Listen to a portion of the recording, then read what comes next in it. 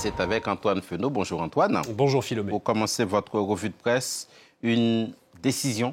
Absolument, vous l'avez d'ailleurs évoqué dans votre journal, c'est celle du gouvernement israélien en pleine guerre à Gaza. Ce dernier a donc approuvé la création de 22 nouvelles colonies juives en Cisjordanie occupée. Le Times of Israel nous donne ce matin les tenants et les aboutissants et surtout les responsables de cette décision. Deux ministres, Israël Katz, le ministre de la Défense, et surtout Bezalel Smotrich, ministre des Finances d'extrême droite. Le but, selon eux, nous dit le Times of Israel, redessiner la souveraineté israélienne dans le territoire palestinien avec des justifications bibliques, peut-on lire dans les colonnes du quotidien israélien, qui relaie les propos de Smotrich, lui-même colon, il faut d'ailleurs le préciser. Il n'y a pas d'occupation, lui dit-il, car ces terres sont celles du peuple juif, comme la Bible le dit. Justification messianique, vous l'avez compris, et surtout, vrai but politique. Et pour ça, il faut jeter un coup d'œil à la presse britannique, en particulier au Guardian, qui revient aussi sur cette décision du gouvernement israélien. Le but est clair, il faut empêcher la création d'un État palestinien, nous dit le quotidien britannique, relayant ainsi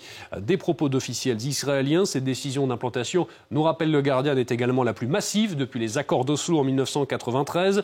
En pleine guerre à Gaza, donc, le gouvernement Netanyahou a aussi, nous apprend le Guardian, visiblement bénéficié d'un laisser-faire ou du moins d'un accord tacite de l'administration Trump à ce sujet. À lire aussi ce matin, Antoine, une certaine guerre de l'ombre de la Russie. Ils ont 15 ou 17 ans, Philomé, et contre à peine $1 millier, ils ont mené des actions de sabotage pour la Russie en Ukraine. Le Figaro nous parle ce matin, vous le voyez, de ces ados ukrainiens recrutés par les services russes pour mener donc des actions de sabotage en Ukraine, des actions qui visent les centres de recrutement de l'armée, principalement des infrastructures et du personnel militaire. Le but pour la Russie, c'est bien évidemment de créer une fracture au sein de la société ukrainienne. Des ados fragiles, nous apprend le Figaro, recrutés via un groupe Telegram pro-russe sous couvert de musique punk et de rébellion. Des agents du FSB manipulent ainsi ces jeunes Ukrainiens pour mener ces actions de sabotage. Après, ils sont pris au piège, nous dit le Figaro, et sont contraints de mener des sabotages de plus en plus dangereux. Les services ukrainiens réagissent, nous apprend également le quotidien, et mettent en place des contre-mesures, mais affirment aussi que l'utilisation d'adolescents pour mener des actions de sabotage est une nouveauté de cette guerre. Donc, on va changer complètement de sujet.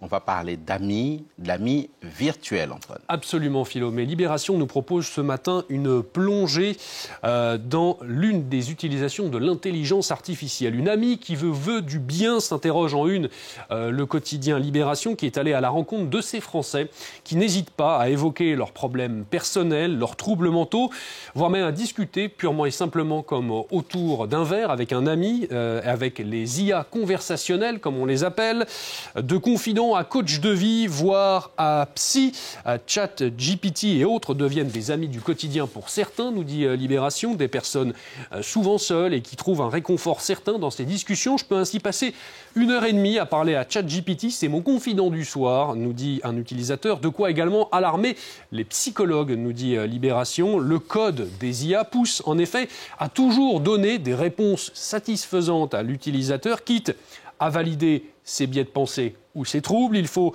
une régulation éthique, c'est alarme un spécialiste, car remplacer un film ou un livre avec l'IA le temps d'une soirée, c'est très bien, mais faire traiter des pathologies mentales souvent lourdes, c'est beaucoup plus risqué, affirme Libération, une révolution de l'IA qui inquiète donc, vous l'avez compris, Philomé. Trop beau pour être vrai, trop botte pour être vrai. Excellent jeu de mots, Antoine Fenot.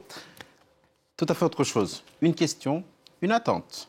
Plus que 2 jours avant la finale de la Ligue des Champions entre le Paris Saint-Germain et l'Inter Milan. Ce sera ce samedi à 21h à Munich.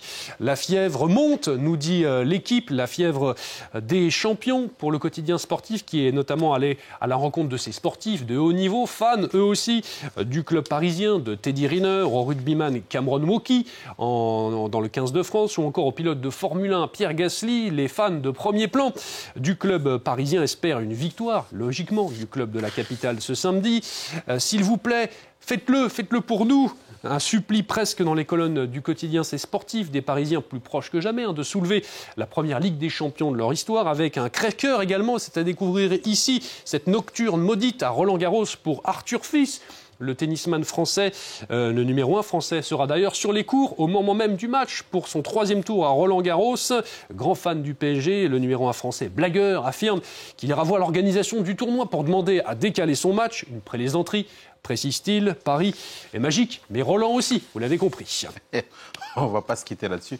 Vous avez une histoire à nous raconter sur les fameux bonbons Haribo. Oui, absolument. Alors, c'est à découvrir ici en manchette du Guardian. Je vais vous agrandir un petit peu ça pour que vous puissiez le voir un petit peu plus grand. Nous y voilà. Vous connaissez donc bien sûr les fameux bonbons Haribo. Eh bien, certains d'entre eux ont dû être rappelés aux Pays-Bas, des paquets d'1 kilo de ces célèbres bouteilles de coca, comme on les appelle, piquantes, car des enfants ont été malades et pour cause, nous dit le Guardian ce matin, ils contenaient du THC, la substance active du cannabis. La nouvelle pourrait prêter à sourire, mais elle soulève un enjeu bien plus grave, Philomé, l'utilisation par les trafiquants de drogue, de bonbons pour faire passer leurs marchandises, voire même pour vendre des friandises contenant elles-mêmes du cannabis. Une enquête est en cours, nous dit le Guardian, pour déterminer comment ces bonbons ont pu être contaminés au THC. Et ce n'est pas une première, nous rappelle le Guardian. En 2023 déjà, des enfants, déjà aux Pays-Bas, avaient dû être conduits à l'hôpital pour avoir mangé des bonbons contenant aussi à l'époque du cannabis. Merci beaucoup.